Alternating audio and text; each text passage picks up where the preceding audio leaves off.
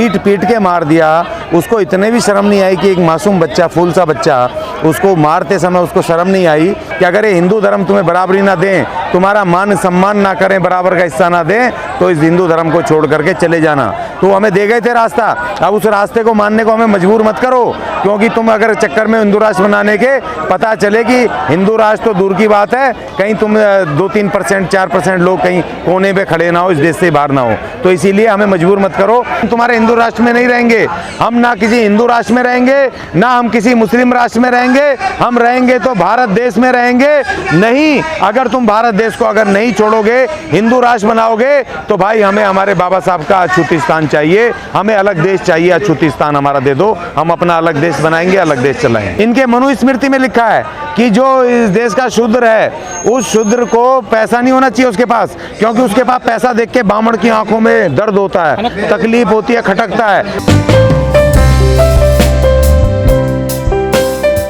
देखिए, पानी का रंग नहीं होता, लेकिन जातिवाद का रंग जरूर होता है। और जिस देश में अभी जातिवाद जिंदा हो, आज भी 21वीं शताब्दी में, जब जातिवाद अपने चरम पर, पढ़े लिखे लोगों में जातिवाद है, और वो तो शिक्षक है, जिस शिक्षक की जिम्मेदारी है शिक्षा देना और देश को मजबूत करना, उसके नागरिकों को शिक्षित बना करके, ताकत दे करके, और वो शिक्षक अगर जातिवाद कर रहा है और पानी पीने को, सिर्फ एक पानी लेने के चक्कर में एक मासूम बच्चे को पीट पीट के मार दिया, उसको इतने भी शर्म नहीं आई कि एक मासूम बच्चा, फूल सा बच्चा, उसको मारते समय उसको शर्म नहीं आई, तो ये तो बिल्कुल एक क्रूरता की मनोदिशा से भी बहुत भारी ऊपर है। और सबसे बड़ी बात ये कि ऐसे समय पे जब देश का प्रधानमंत्री लाल किले पे खड़े होकर के अमृत महोत्सव का आनंद लूट रहा हो, उससे जस्ट उसकी पूर्व संध्या पर इस तरह की घटना होना अपने आप में एक शर्मनाक है, बेहद दुखदायी है, अफसोसजनक है। इस देश की सरकार को ये भी सोचना पड़ेगा कि भाई ये 1-2 लोग नहीं हैं, ये 35 करोड़ हैं। अब ये 35 करोड़ अगर एक तरफ हो गए,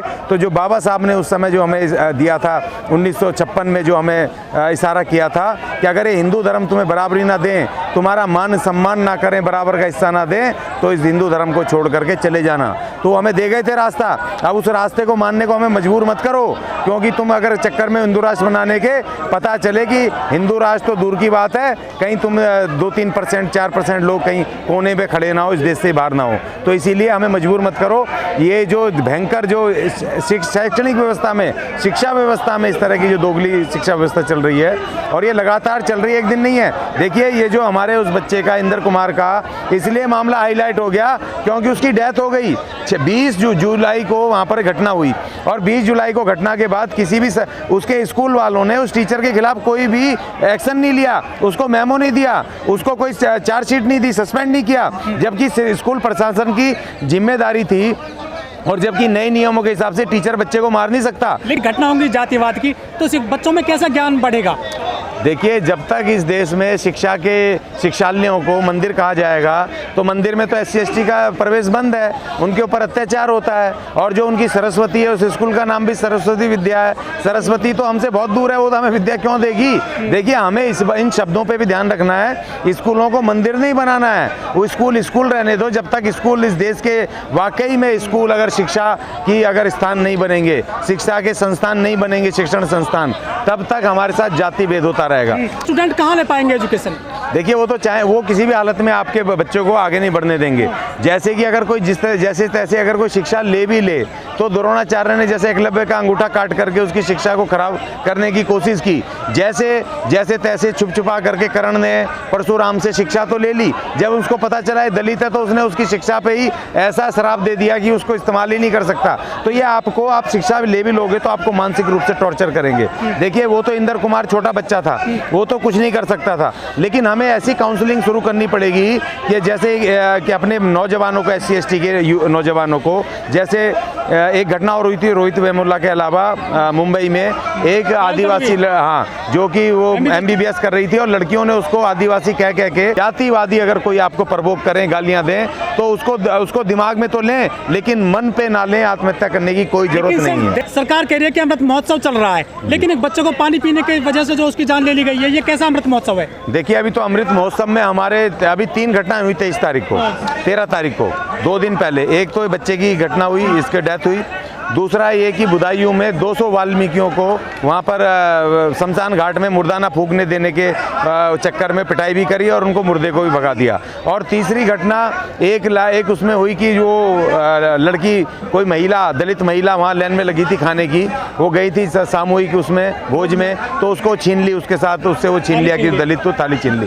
तो ये 3 बड़ी घटनाएं जो इस देश को शर्मसार कर रही है। और जो हमारे 15 तारीख को जो प्रधानमंत्री महोदय ने कहा इस देश को, यहाँ की इस देश की एकता और इसको आधुनिक, इसको विकसित करने की, विकासशील देश को विकसित देश की श्रेणी में लाने की, ये 2 सपने प्रधानमंत्री महोदय जी आपके जब तक नहीं पूरे हो सकते, जब तक इस देश में जाति व्यवस्था रहेगी, जब तक इस देश में जातिगत भेदभाव रहेगा। और दुख की बात यह है कि प्रधानमंत्री महोदय ने SC/ST के लिए एक शब्द नहीं कहा, 15 तारीख को एक शब्द नहीं कहा। और जबकि परंपरागत तरीके से SC/ST भी अलग वर्ग है, उनके बारे में भी उनके प्रधानमंत्री, देश के प्रधानमंत्री हमेशा से बोलते आए, लेकिन इस 15 अगस्त को प्रधानमंत्री महोदय ने SC/ST का नाम नहीं लिया। आप 130 करोड़ कह रहे हो भारतवासी, तो भैया हम 35 करोड़ की भी तो हमारा संज्ञान ले लो, हमारी भी तो बात सुन लो। संविधान में हमारे भी अलग अधिकार हैं, हमारा अलग स्टेटस है। जब तक इस देश के लोग जो राजनेता हैं, बाबा साहब ने कहा था इस देश को संविधान देते हुए कि भाई ये तो पुस्तक है, ये अपने आप लागू नहीं होगी। इस देश की जो राज सत्ता पे काबिज होंगे उनकी जिम्मेदारी होगी वो बिना किसी भेदभाव के ईमानदारी से उसको लागू करें। देश का संविधान लागू नहीं हुआ, अगर देश का संविधान लागू हो जाए, आर्टिकल 14 को लागू कर दो जिसमें लिखा है विधि के समक्ष तमाम नागरिक समान है, तो अपने आप ही इस देश में आधी से ज़्यादा तकलीफ खत्म हो जाएगी। लेकिन सर देश 75वीं आज़ादी की जो महोत्सव मना रहा है, ना दलित घोड़ी पे चढ़ सकता है, ना मुँह लग सकता है, और जो ना पानी पी सकता है, कहीं ये कैसा अमृत महोत्सव है? देखिए इस अमृत महोत्सव में तो ये तो जैसा है अमृत, ये उनके लिए अमृत है, लेकिन हमारे लिए तो मृत है ना। देखो जब वो हो रहा था, ये समुद्र मंथन हो रहा था, और उस समय जब समुद्र निकला तो जब वो देवताओं ने समुद्र वो ले लिया, अमृत ले लिया, और यहाँ के जो आदिवासी थे शिव के, उनको जब वो नंबर नहीं जब विष निकला, विष तो छोड़ दिया उन्होंने प्रकृति में फैलने के लिए, और अमृत लेके चुपचाप वो देवता अपने साइड हो गए मनुवादी।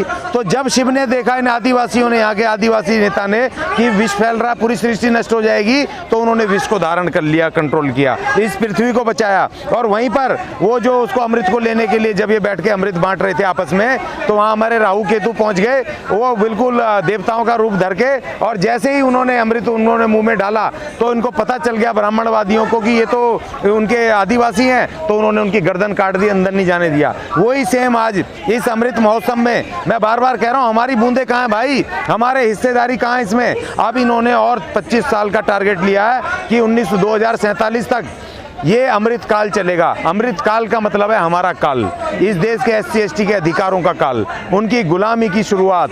तो इसीलिए हमारे SC/ST की लीडरशिप को समझना पड़ेगा, और SC/ST की लीडरशिप को अब आकर के मैदान में बराबरी के अधिकार के आवाज़ को उठाना पड़ेगा। लेकिन और सर मोदी जी 2016 में कहते हैं कि मेरे दलित भाइयों को मत मारो, चाहे मुझे मार लो, उनका बयान का क्या मतलब निकालते हैं, जबकि वो दलितों पर अत्याचार बढ़ते जा रहे हैं लगातार देश में?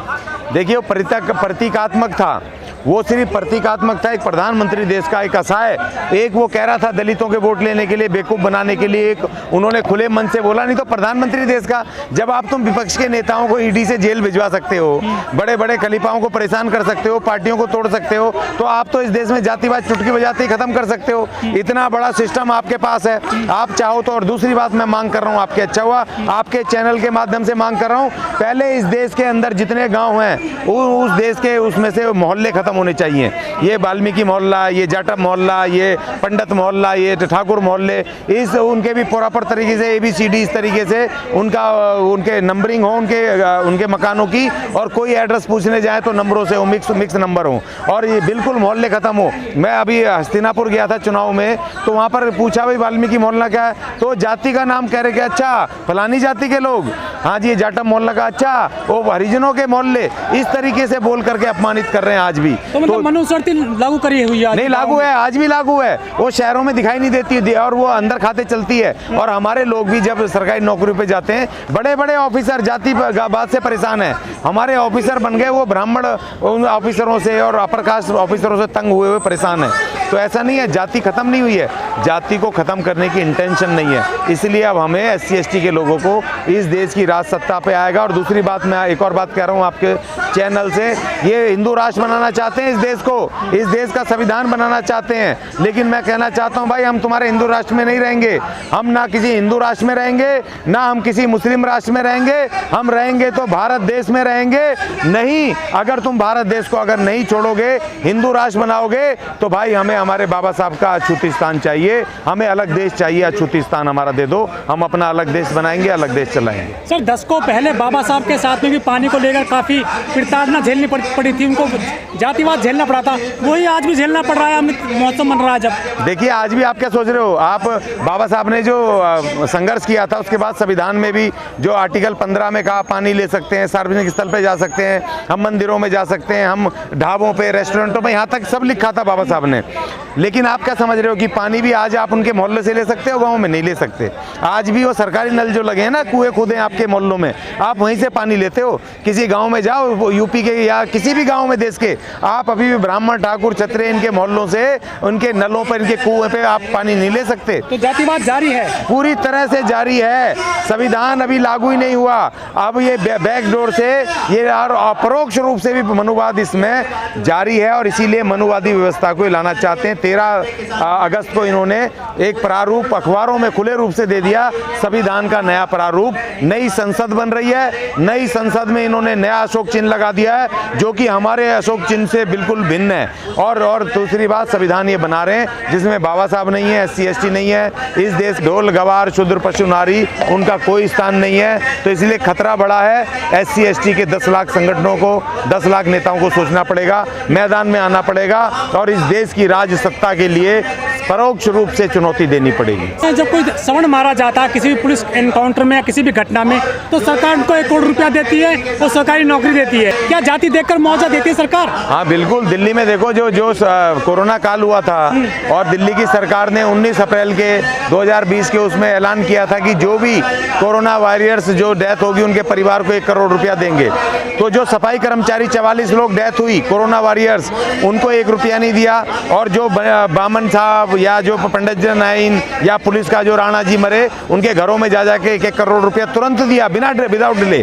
तो ये जातिवाद नहीं है क्या? ये भेदभाव नहीं है क्या? तो ये भेदभाव चारों तरफ लागू है। और जबकि मैंने लिखा उसमें कि भाई तुम ज़्यादा तो छोड़ो, जो अनुसूचित जाति आयोग, राष्ट्रीय अनुसूचित जाति आयोग से जो एक राशि तय है कि अगर किसी दबंग के हाथों किसी दलित की डेथ हो जाती है, मौत हो जाती है, तो उसके परिवार को 8,25,000 रुपये देने हैं, भैया वो तुरंत दो, वो बिल्कुल तुरंत 1 हफ्ते के अंदर देने का प्रावधान है, क्योंकि उससे वो अपनी लड़ाई लड़ सकता है आगे, वो परिवार, गरीब परिवार आगे बढ़ सकता है। तो हमने कहा वो राशि तुरंत दो, उसमें एहसान की जरूरत नहीं है, वो कानून है, कानून में हमारा अधिकार है, वो दो उस परिवार को। तो हमने वो मांग की है कि उसको दो।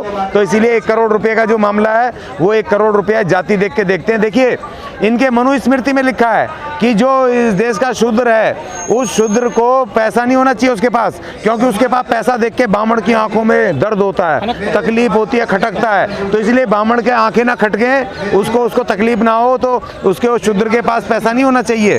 तो ये तो उनकी मनुस्मृति का हिस्सा है। तो आपको पैसा देंगे कैसे? ये भी तो उन्हीं के लोग हैं ना, आपको नहीं देंगे। तो इसीलिए देखो, इन पार्टियों से हमारे लोगों को बाहर आना पड़ेगा। बीजेपी, कांग्रेस, आम आदमी पार्टी, ये तमाम पार्टियों से इस्तीफा देकर के अपनी स्वतंत्र राजनीति खड़ी कीजिए। ये मेरा